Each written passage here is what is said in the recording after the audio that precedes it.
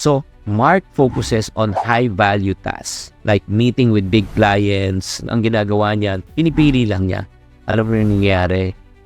Na-experience mo na ba na sumakay sa isang stationary bike na pumipidal ka ng 1 oras, 2 oras, napagod ka, pero actually, wala ka na pupuntahan? Sounds familiar? Alam mo, ganun din minsan yung nangyayari po sa ating kinikita at sinusweldo. Kahit anong sipag at anong pagod mo, pero feeling mo, wala pa rin nararating ang kinikita mo. Huwag kang mag-alala. Today, we're going to talk about on how to leverage system, technology, and how you can multiply your income.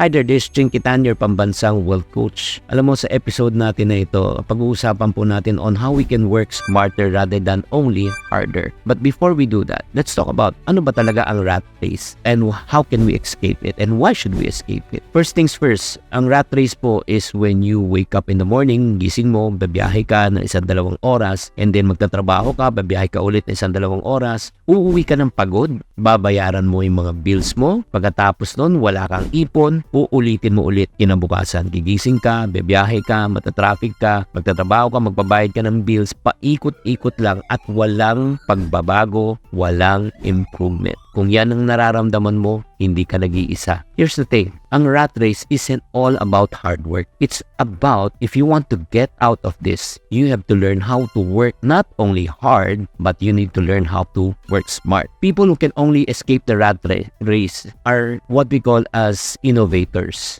Yun yung pag-uusapan po talaga natin ngayon. I will give you strategies right now sa episode na ito to work less and earn more. Gusto mo ba yun? Kung gusto mo yun, let's cut to the chase, get a piece of paper, and let's take down notes. So, pag-usapan natin, how do you escape from the rat race?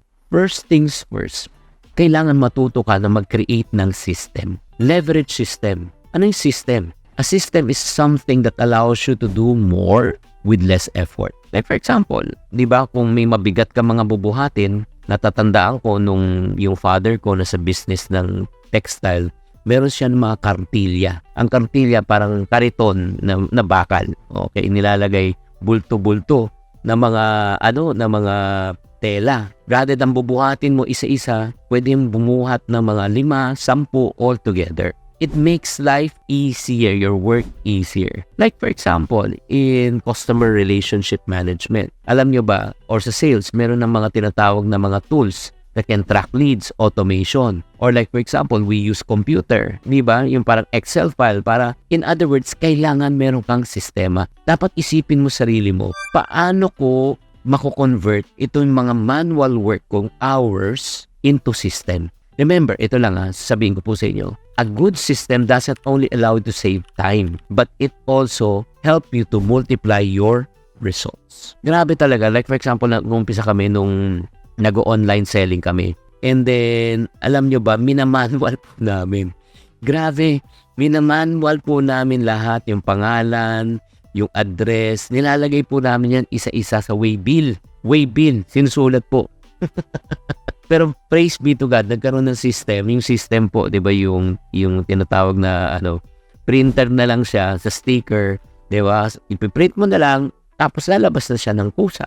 Again, it's not about working hard, it's all about working smart. Number 2, kung gusto mo talagang makalabas sa rat race, mag-isip ka on how you can use technology for your advantage.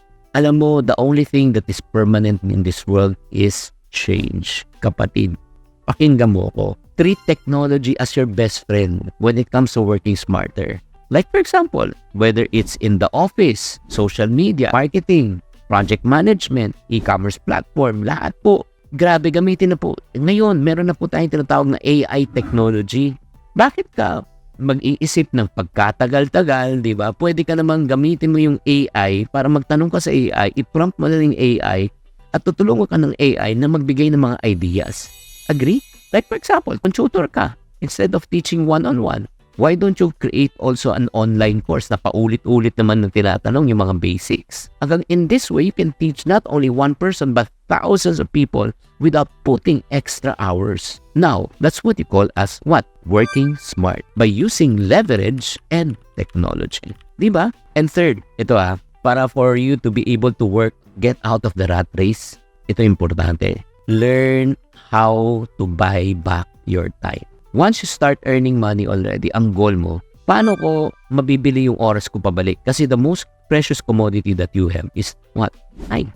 Ang pera pag nawala, pwedeng kitain, pero oras pag nawala, mahirap na bawiin. Agree? You cannot do everything yourself. Kaya nga you got to find people, di ba? Build and empower a team. Start ka muna sa isa.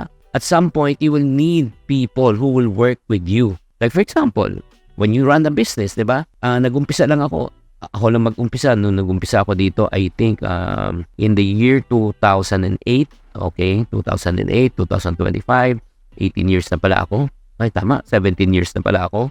When I started 17 years ago, ako lang. Ako nagda-drive, ako lahat. And then all of a sudden, na-realize ko na hindi ko kayang ako lang. Di ba? Nag-hire na ako ng isang driver. Di ba? Yung driver ko ng taga-park kasi minsan nalilate ako. And then from one driver, nag-hire na ako ng isang assistant ko whenever I go to event. And then after that, nag-hire na ako ng isang admin. So, in other words, I learn as I make money to buy back my time. Okay, so right now I have a total of 50 plus people or 60 people in my company. Right now, that's the reason why people are asking, Chinky, how can you do YouTube, Facebook, TikTok, podcast? Paano mo nagagawa? Because I have other people who works with me. I have a great team. But here's the secret. Ito lang ha. Don't just hire people for the sake of hiring.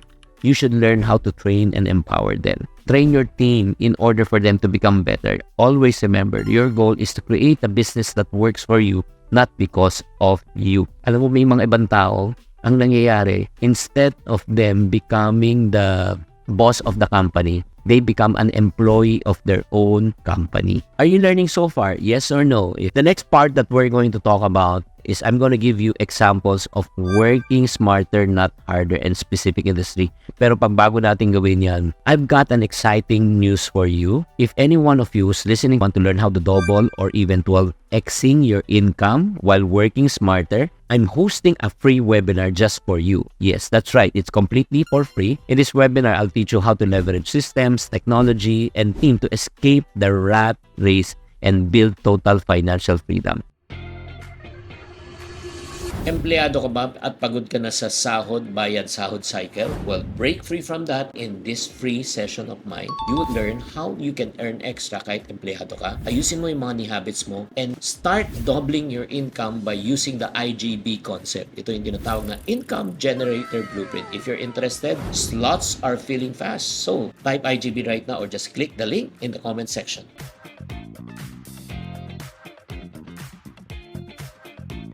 Let's go back to our broadcast. Ito yung mga examples of working hard and not smarter. Okay? Real life examples to. Number one, you are an online entrepreneur. Like for example, si Ana. Okay? Gumagawa siya ng mga handmade na accessories at binibenta niya sa bazaar. Okay? So, mahal na mahal niya yung mag-craft. Pero sa totoo lang, nakakapagod na mag-attend ng lahat ng mga booth. Okay? Diba? Magre-rent pa siya, she needs to be physically present. Alam mong ginawa niya? Hindi naman niya tinanggal, pero alam mong ginawa niya, nagpo-post na rin siya sa platforms like Shopee, Instagram, and then nagla-live din po siya sa TikTok sa bazaar niya mismo. Kasi sinasabi niya, "Oy guys, ito yung mga design. Kung gusto mo, visit my shop right now. I'm here right now." So, alam niyo nangyari. 10x ang kanyang business. She takes order 24/7, even without being present. So, Ana blew up her business because of online shopping. Galing, di ba? Or if not naman, another example, freelance entrepreneur ka. Freelance. Like for example, si Mark is a graphic artist. Actually, he works for me. So, nag-work siya sa akin.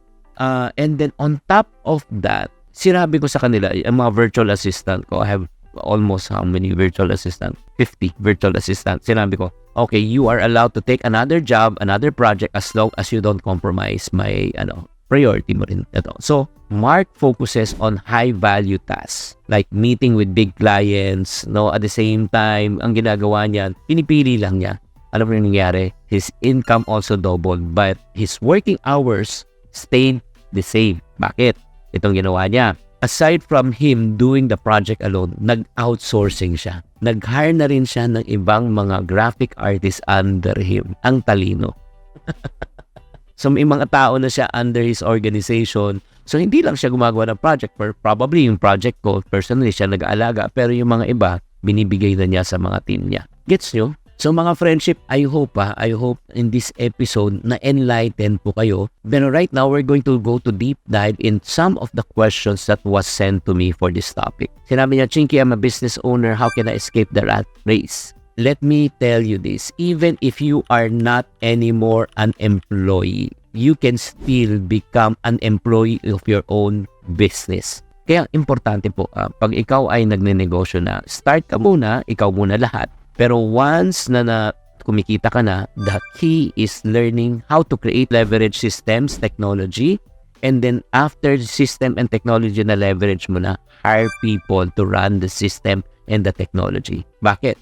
That will give you more free time for you to do bigger decisions, bigger projects. Another question that was asked, what's the first thing I should do to automate?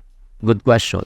Alam mo, dapat i-automate mo yung paulit-ulit na ginagawa mo araw-araw that eats a lot of your time. Tanongin mo sarili mo. Like for example, pagsusulat para sa akin, it eats a lot of time. But honestly, I really thank for AI technology. Right now, pag magsusulat po ako, it will only dati mga 30 minutes, 1 hour. Ngayon, in less than 5 minutes, magagawa ko na. Kaya importante po na check mo yung mga paulit-ulit na ginagawa mo.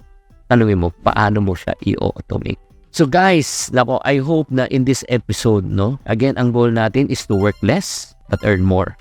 Work smart rather than only working hard. If you really like this episode, yung itong escaping the rat race, okay, and if you enjoyed this episode, don't forget to hit the subscribe button, share it also with other kaiponarios. Tatandaan, tamang karunungan, tamang disiplina, ang susi sa pagyaman. Chinky Tan, with over 6 million Facebook followers, 2.8 million YouTube subscribers, and 2.4 million TikTok fans, is now all out to share with you the most practical, simplest path to lasting wealth.